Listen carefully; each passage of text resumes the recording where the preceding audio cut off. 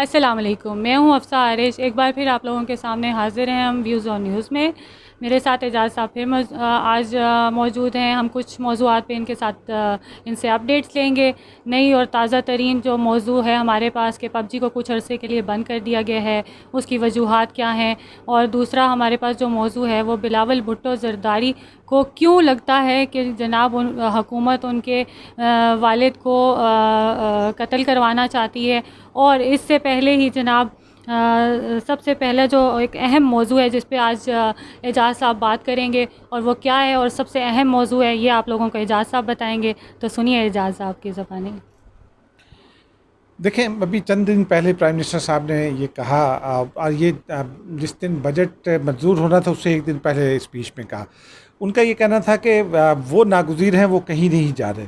यानी कि वो ये कहना चाह रहे थे, और उन्होंने बहुत वाज़ेह अंदाज में ये अरकान असम्बली से ख़िताब करते हुए ये कहा, हुकूमती बेंचों के जो अरकान असम्बली हैं, कि वो नागुज़ीर हैं, वो उनके अलावा कोई चॉइस नहीं है किसी के पास, इसलिए वो नहीं जा रहे। और फिर गुज़िश्ता रोज़ ऐसा हुआ कि उन्होंने यू टर्न लिया एक बार फिर हस्बे मामूल, और उनका ये बयान सामने आया कि अगर -1 हो भी गया तो जो भी आएगा वो मेरी पार्टी से आएगा, और फिर वो आपको नहीं छोड़ेगा। यानी कि वो अपोजिशन की जानिब इशारा कर रहे थे।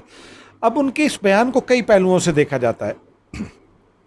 अगर जो हमारे सीनियर शहरी हैं, जो जिनको सियासत में दिलचस्पी है, जो रिसर्च का काम करते हैं, पढ़ते लिखते हैं, उनको तो ये इल्म है कि पाकिस्तानी सियासत में भी और अदरवाइज़ भी दुनिया भर में सारे कब्रिस्तान नागुज़ीर लोगों से भरे हुए हैं।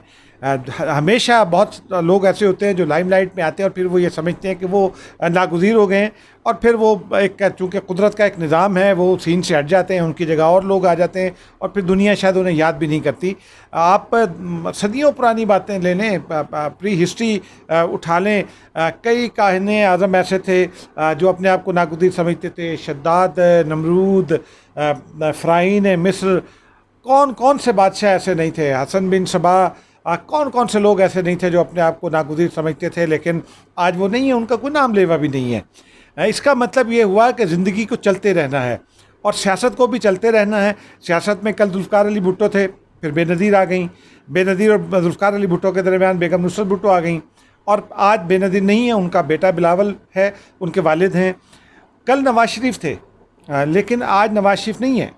सियासत के मेन मंजर पर नवाज शरीफ ज़रूर मौजूद हैं, लेकिन एक्टिव पॉलिटिक्स में वो नहीं है, क्योंकि वो कर नहीं सकते अदालती फ़ैसले की वजह से।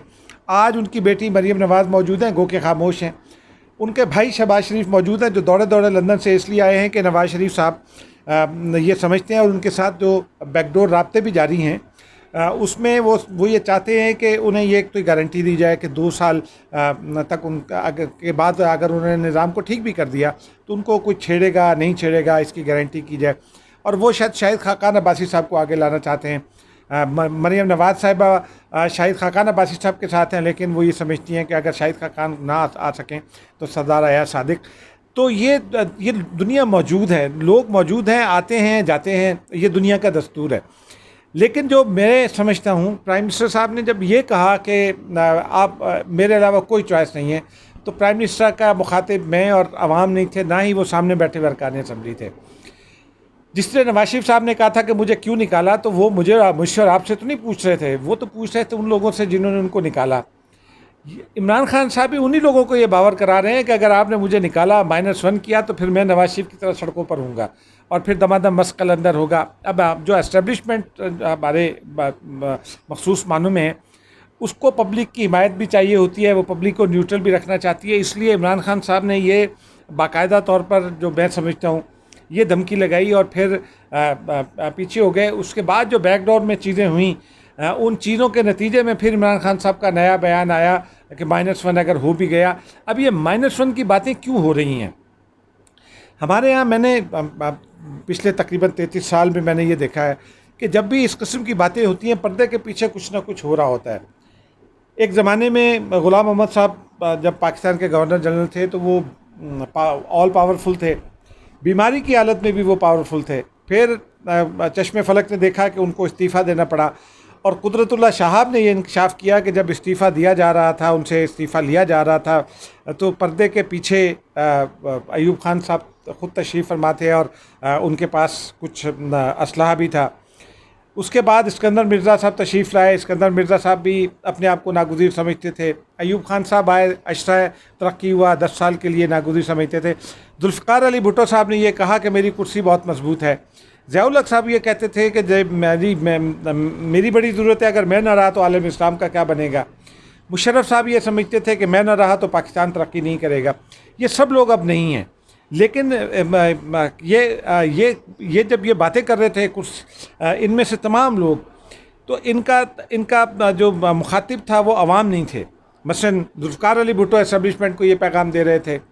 ज़ियाउल हक़ जब ये पैगाम दे रहे थे तो वो उन क़ुव्वतों को पैगाम दे रहे थे जो उनको हटाना चाहती थी मुल्क के अंदर और मुल्क के बाहर।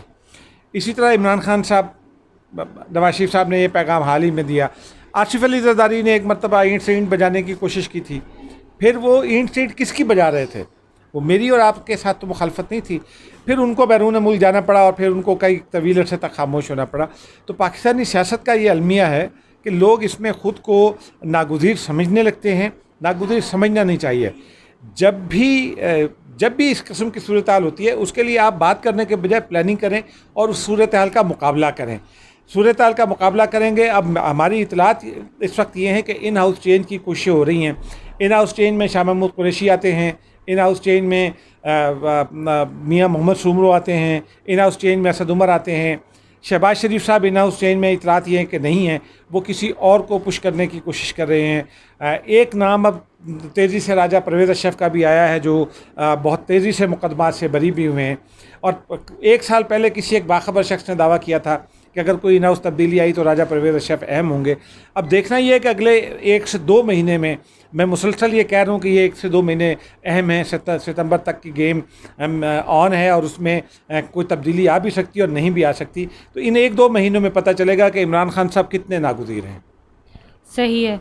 तो जनाब आज का जो दूसरा मौजू है पबजी है। पबजी जनाब बहुत खेली जा रही है आजकल। तो जिन लोगों जो मुख्तसर अरसे के लिए बंद की जा रही है, लेकिन इसके असरात क्या होंगे उस बारे में आप क्या कहेंगे?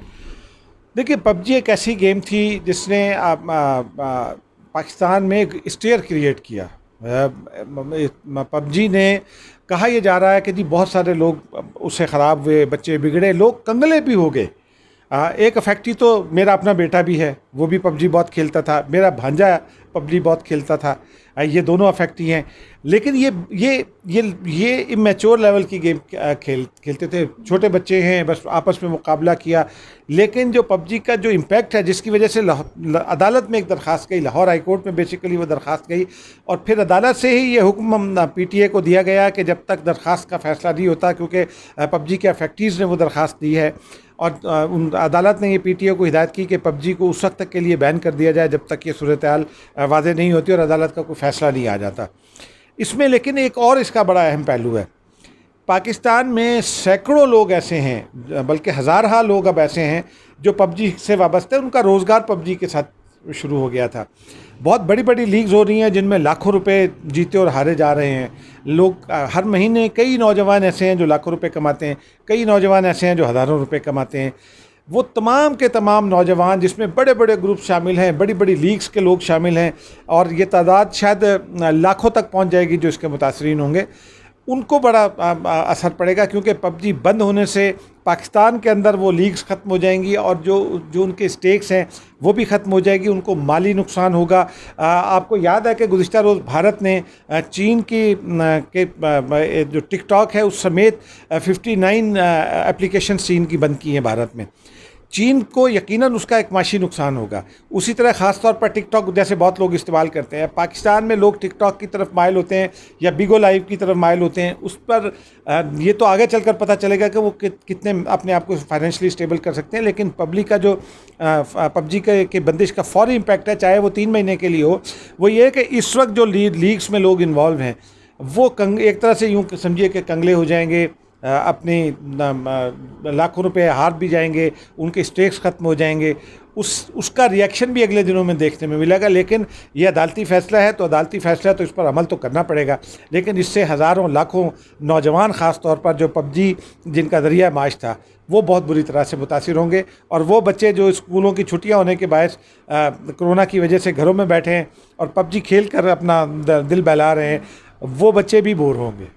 सही है।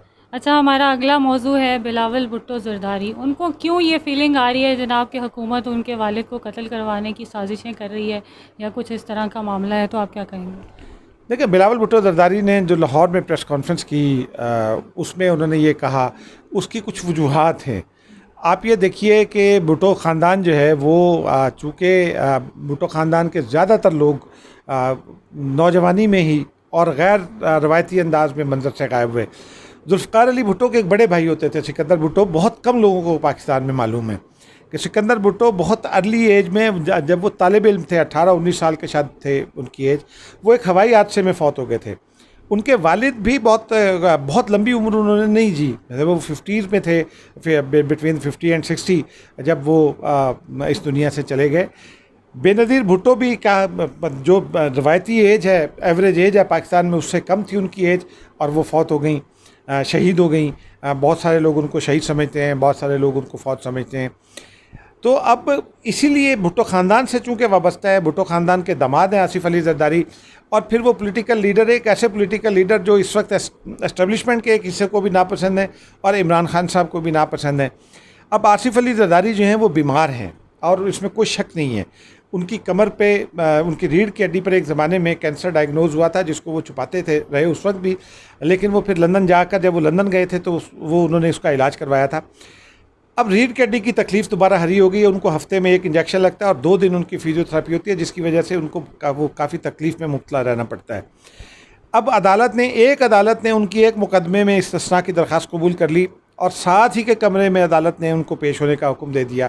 अब एक आदमी जो ज़मानत पर है और हॉस्पिटलाइज्ड है, उसके लिए जब इस तरह होता है, और फिर पाकिस्तान में जो कहानियाँ चलती हैं, जिस तरह जजिस की वीडियो सामने आई, जजिस पर प्रेशर जिस तरह का होता है, तो उसमें ऐसा लगता है पीपल्स पार्टी को, मेरी बहुत सारे लोगों से बात हुई, पीपल्स पार्टी को ये ऐसा लगता है कि ये फैसला जज का नहीं है, ये ऊपर का आया हुआ प्रेशर है।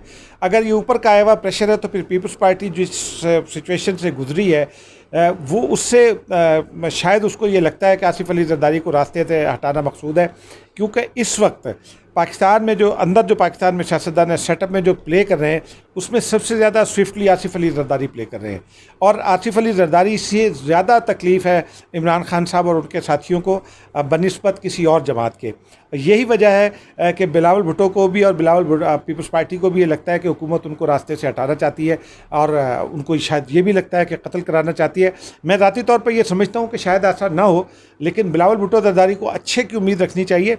इतनी मायूसी की बात मेरा नहीं ख्याल कि एक कौमी सतह के रहनुमा को इस तरह की पब्लिक में बात करनी चाहिए। खदशात का इज़हार ज़रूर करते रहें, लेकिन इतनी ओपनली इस किस्म के खदशे का इज़हार आपकी अपनी कमज़ोरी को भी ज़ाहिर करता है। सही है, बहुत बहुत शुक्रिया एजाज़ साहब। आप लोग देख रहे थे व्यूज़ ऑन न्यूज़, और अगर आप लोगों के इन मौज़ूआत को लेके कुछ सवालात हैं तो कमेंट बॉक्स में आप लोग सवालात कर सकते हैं, हम लोग आप लोगों को ज़रूर जवाबात देंगे। बहुत बहुत शुक्रिया, अपना ख्याल रखिएगा, हमारा चैनल सब्सक्राइब करना मत भूलिएगा। अल्लाह हाफ़िज़।